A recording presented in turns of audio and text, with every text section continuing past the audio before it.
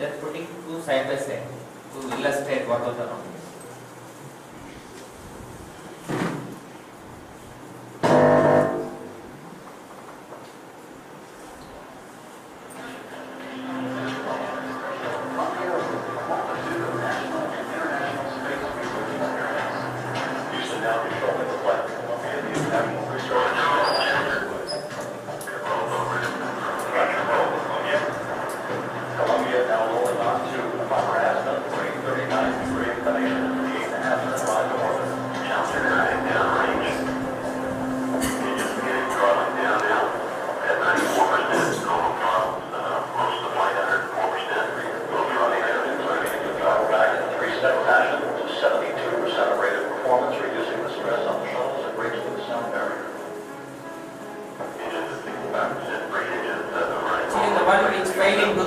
They had some indications.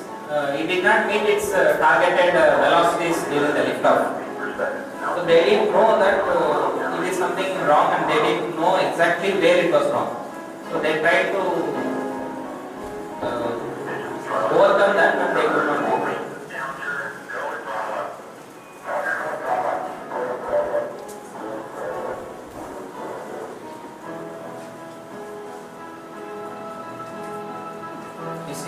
That place, due to that one of the during liftoff, that place it got burned.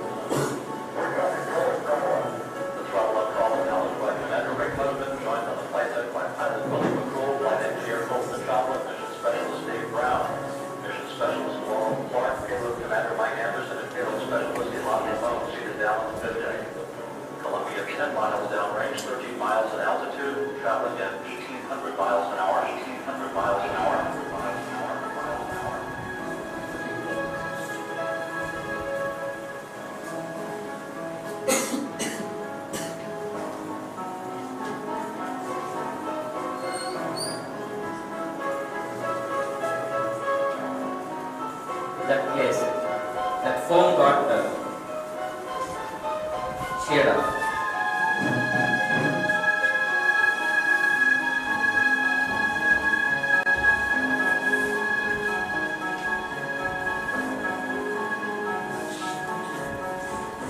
Guidance now converging Columbia's onboard computers, commanding the main engine nozzles to gently swivel, aiming the shuttle for a precise target in space for main engine cutoff. Columbia now 43 miles downrange, 35 miles in altitude, traveling 3,200 miles an hour with propulsion on.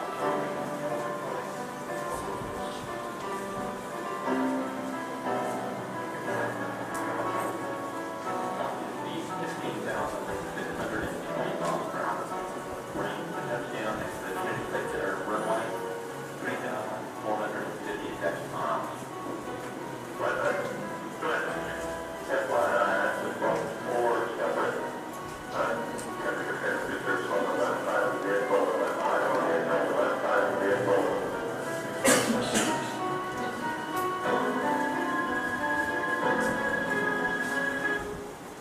That's how then it disintegrated after 16 minutes. That because of that thermal shielding becoming weak actually. They did calculate also, but still they could not. This another this is one of the missiles which failed to one structural member not being designed properly.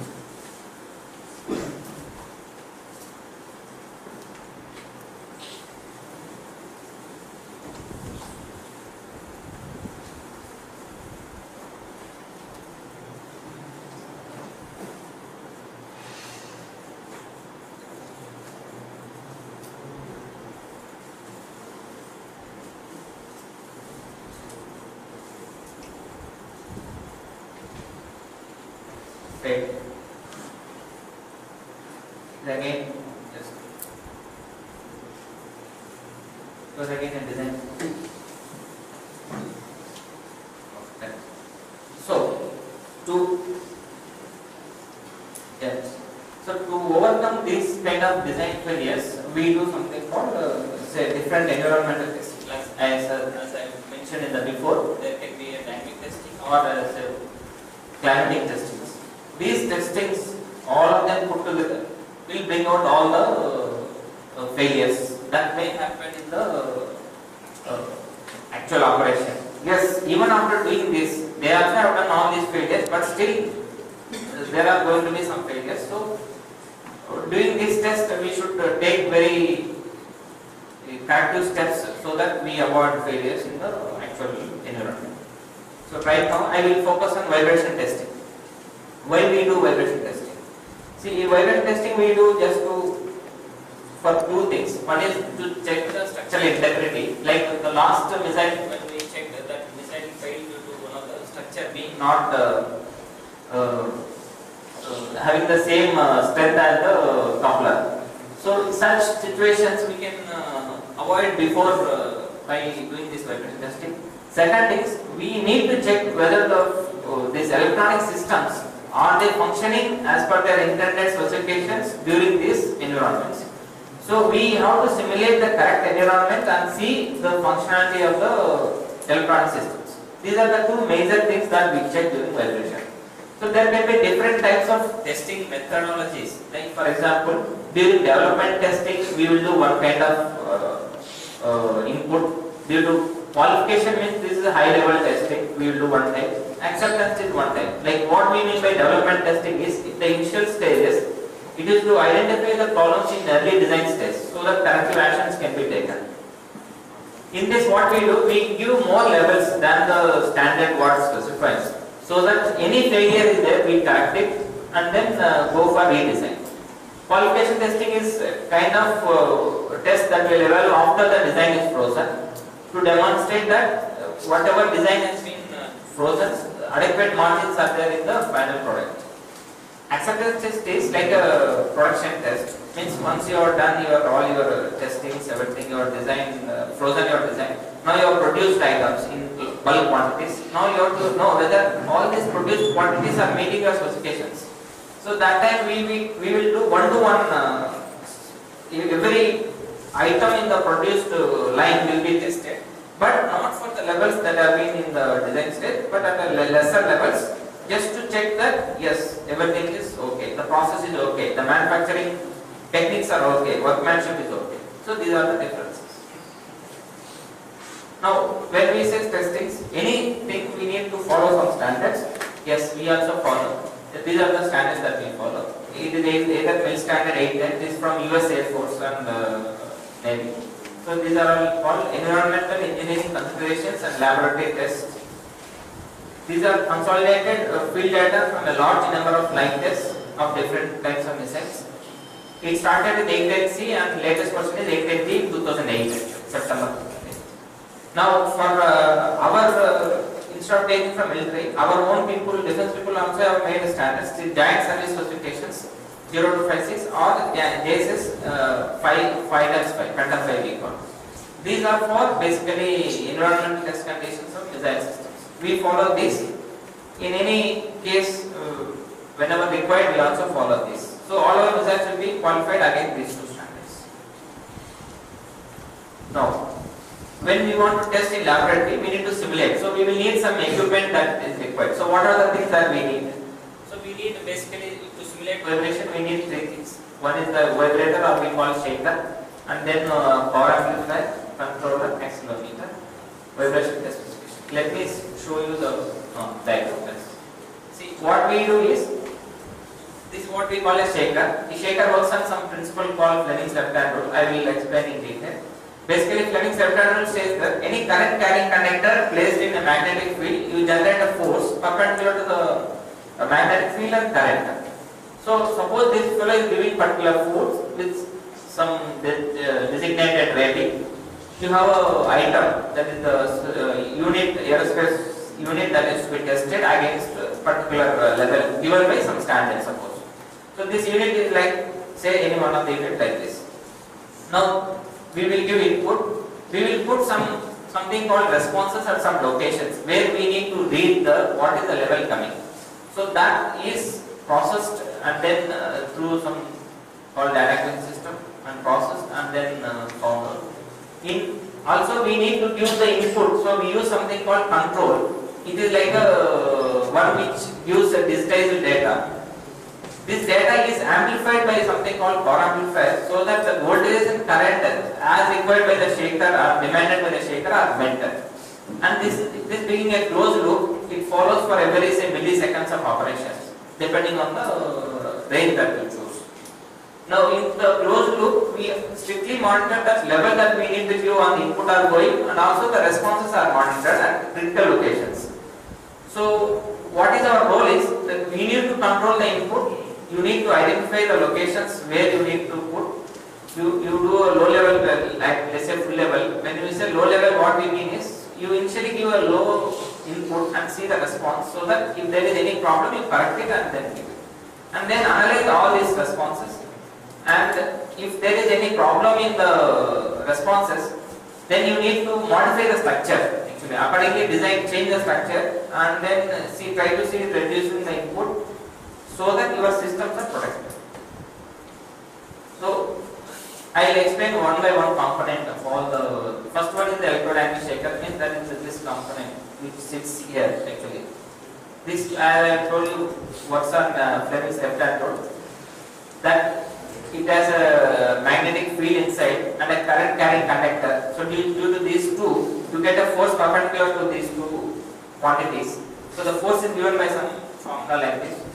Now, once the shaker is there, we need to, the amplifier requires this to the shaker to give this magnetic the power to the magnetic field and also the current. That means, sorry, that means we need to send a lot of power. This magnetic field is generated by electromagnetic field. So we need some kind of DC power, voltage or current, and this current is AC. So alternating current, it needs voltage and current. Now there are different types of shakers that are there. See, it started from the mechanical shakers to now what we use called electrodynamic shakers. Depending on the range that we need and the signal that we need to generate, there are different types of shakers. We choose these electrodynamic shakers because of our frequency range being this here, and all our shakers are electrodynamic.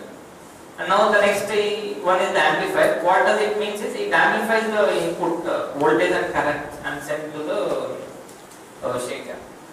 It is like a muzzle puller. It provides the power. Now controller. There is one digital controller in the loop which gives the input at the shaker end. So what it does is, suppose you want to generate this kind of profile, but structure will have its own frequency, something like this. Now this fellow has to understand this signal and invert this so that you get at the shaker and this like this flat profile. So controller is basically, it has to account for all the structural resonances in the circuit. So then we answer this not important. We have generated our own controllers. This algorithm inside the controllers, how it does. So this not important.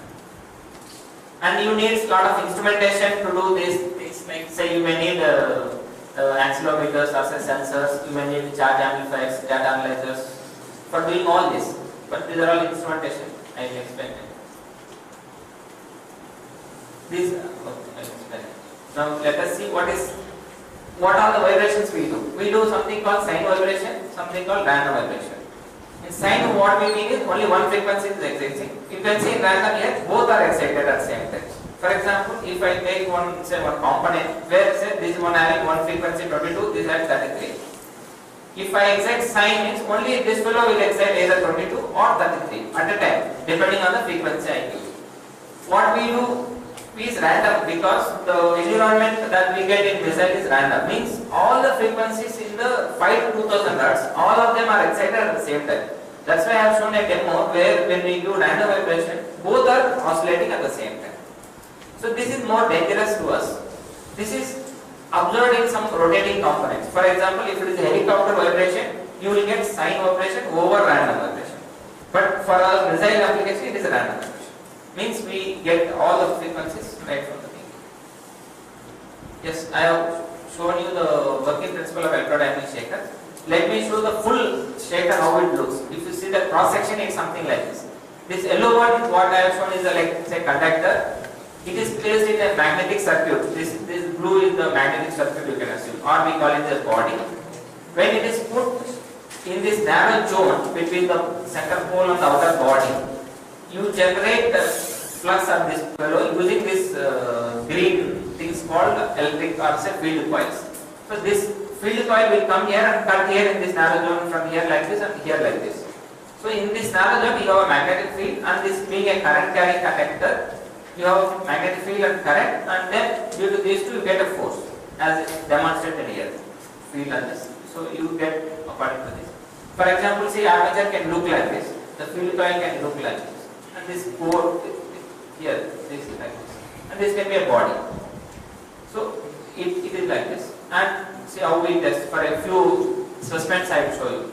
So this is like some kind of fixture, this is the shaker, and this is a missile. So we fix it to the shaker, we generate at the required base, and we take along this missile number of responses where we want to see what is the response coming, and whatever we may need other mechanical aspects. I have shown you data acquisition, instrumentation, but apart from that we may need some kind of fixtures, what we call, say head expander, because of this size of the equipment being more than the size of the shaker.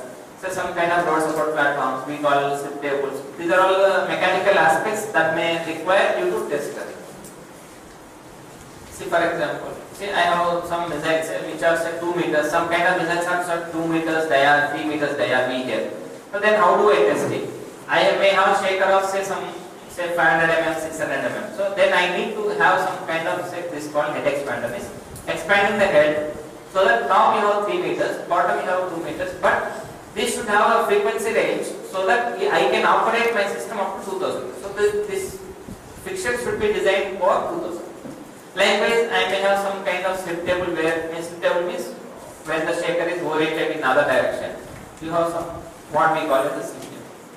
So this kind of, then we may have some requirement where the load on this shaker is say 2000 kg, 3000 kg like that. In that case, we need to have some kind of load support platform which can take the load but still not harming the shaker, but we are able to do the test. So these kind of things will be there. Some of the sections we are showing here. See how it can be mounted, how it can be tested. See, these are some Astra missiles, suppose they are tested on some kind of shaker like this. Some shakers can be tested in vertical position like this, depending on the axis.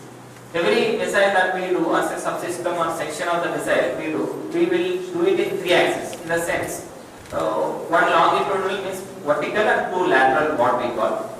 So this can be say one of the axis called vertical axis. This is vertical axis. This can be you can see in lateral axis. This is the whole one of the missile we have put, and then we are trying to test it. And these are the different systems and subsystems what we are showing the different pictures. And what we do basically in all of this is, like I have told you, we input at the base of the system some kind of spectrum like this, what we call a random vibration spectrum, where the y-axis is in terms of G square per hour, x-axis in frequency. It is similar to like G versus frequency. Because it is a random, we need to give in consistent units called G square per hour. This is power spectral density we call.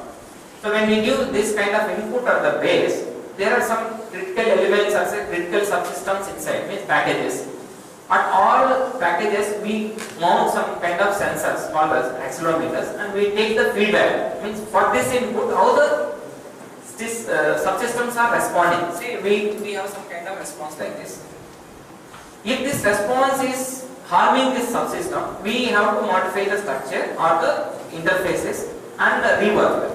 If it is not harming, then we will go ahead with this. So by reading this information of the response, we will know where it is amplifying, where it is fine, or it can withstand the vibration, and what are the effects, what are the total acceleration input that is going at the corresponding packages. Like these all information we read from the responses, and if required we do some structural modification. I will show you some of the structural modifications we have done as a case study. I will show you. You see, this is one of the Agni missile when we test it, how it looks. All that. To have you some idea about the test specifications, some of the test specifications say different, like the Agni series will have some 20 to 2000 Hz. The test specification may be 10 minutes, and what is the input level we call 0.02 G/s. If it is say Akash, it will be like 1 minute test, but very high level. It depends. This test duration will depend on the flight duration of the mission. Some can be say 30 minutes. You do if you want to see the endurance test, what we call. These are different these things. Right. We will show you some of the case studies what we have done in vibration. See, we have, as a part of indigenous development, we have developed some kind of shakers. As I have mentioned before, shakers are like two types. When we call electrodynamic shakers, they are either air cooled type or water cooled type. In air cooled, what we mean is the heat that is produced inside due to the field coils are cooled by air. If it is water is used for cooling, then it is called water cooled. So, what are the critical components in shaker is like this? We will call armature, field coil, texture and body. Armature means this conductor which carries current, and it is required to be designed for above 2000 because of its operation range. So we have designed it to have a 3000 Hz frequency, and we realized also we made hardware. Similarly, field coils are required to give a magnetic flux density in the narrow gap around 1.5 Tesla. So accordingly we have studied and then designed. Then you need the magnetic body, or say the pole we call, center pole and the outer pole. That has to be designed. Then it needs to be guided. This conductor needs to be guided by something called flexures, which allow motion in the direction of motion, in the vertical, but restrain in other two, means it should have a lateral stiffness more and the axial stiffness less. So it should be designed in such way. So we did design as per these specifications. Yes, we did test it and it is also good.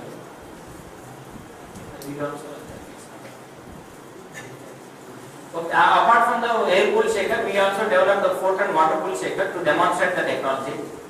The same concept here also, except that it is water cooled. Water cooled here means that armature water is flowing in the same hollow conductor, and the same current is also flowing. That is the criticality. Here, what happens? Here, what happens? The conductor, whatever we used for this, is a solid conductor.